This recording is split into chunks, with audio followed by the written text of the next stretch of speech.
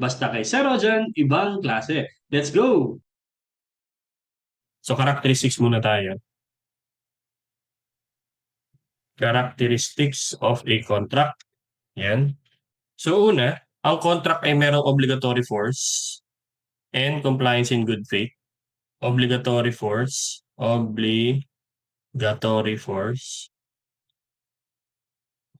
and compliance in good faith. In good faith. So ibig sabihin yan, ang contract, it constitutes the law as between the parties as discussed in 1159. Okay, meron tayong lecture ng 1159, tsaka magkakaroon tayo ng lecture sa 1315.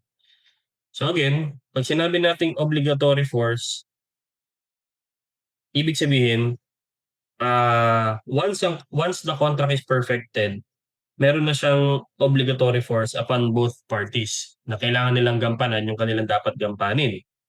Bound na sila not only to the fulfillment but also to the consequences. Okay?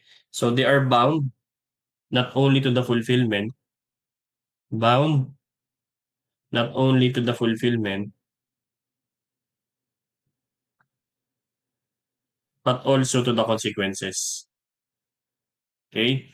But also to the consequences. Yan. So kapag ang dalawang tao may kontrata na sila, mapipilitin na silang gawin yan kasi nga it serves as the law between them. At saka meron na silang binded na sila to the fulfillment at saka sa consequences pag hindi nila ginawa yan. So this is further discussed in Article 1159. Paki-check yung lecture natin dyan. Okay? And yun, magkakaroon pa diyang mga discussion dyan sa 1308, 1315, at saka sa 1356. Okay? Pero so far, ang meron lang tayo muna is 1159. Pero paki-check na rin yung 1308, tsaka 1315, and 1356. Yan. The second characteristic ng isang contract is mutuality. Mutuality. Meaning to say, may equality ang parties. At saka yung validity at yung compliance cannot be left to the will of one party. Okay? So again, ang mutuality ng isang contract, it refers to the position na merong equality ang contracting parties at hindi pwedeng maiwan sa isa. Hindi pwedeng maiwan sa isang party yung validity at yung compliance, no? So it cannot be left to the will of one of the parties, yung validity and compliance. So merong essential equality,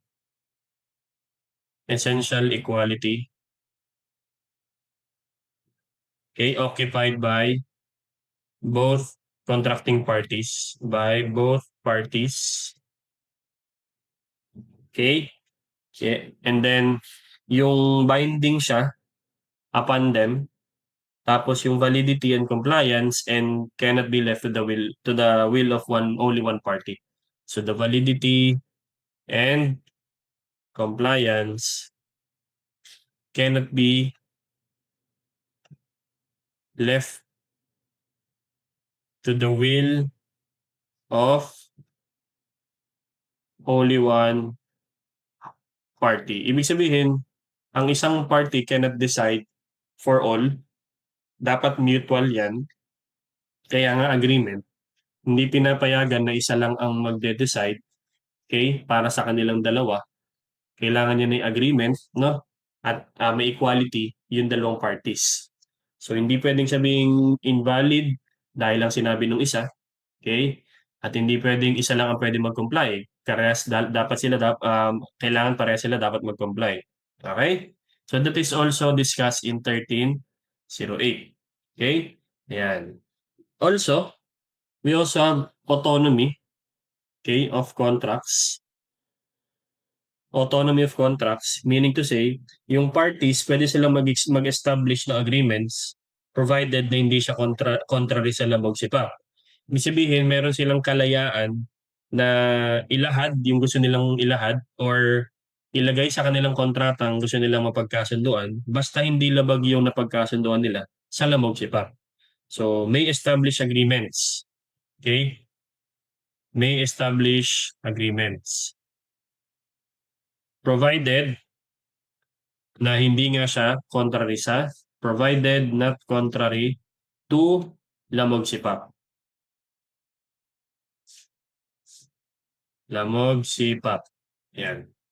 Law, morals, good customs, public order, and public policy. So this is also discussed in 1306. Yan, 1306 yan. What else? Pwede ring relativity. Characteristic din ng isang contract is relativity.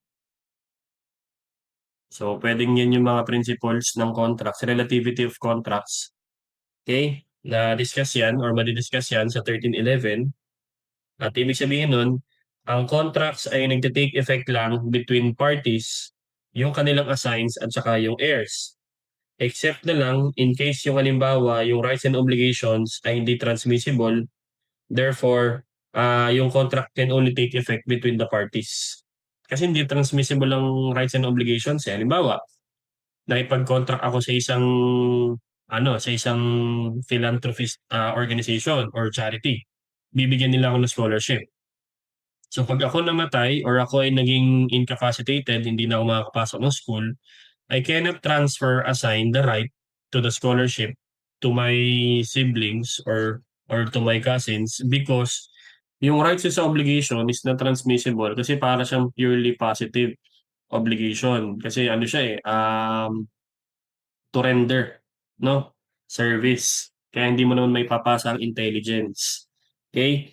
Kaya depende yan. Exception yun. Pero generally, pag sinabing relativity of contracts, the contracts take effect only between parties, assigns, at saka heirs. Yung assigns, di kung kanino mo ipapasa yung right, no? So, except na nga lang kung hindi talaga siya kapasa-pasa or not transmissible. Pero generally, relativity means by ano lang siya, may effective lang siya sa mga parties, sa assigns at saka sa heirs. Okay? So, this is also discussed in 1311. Okay? Ayan.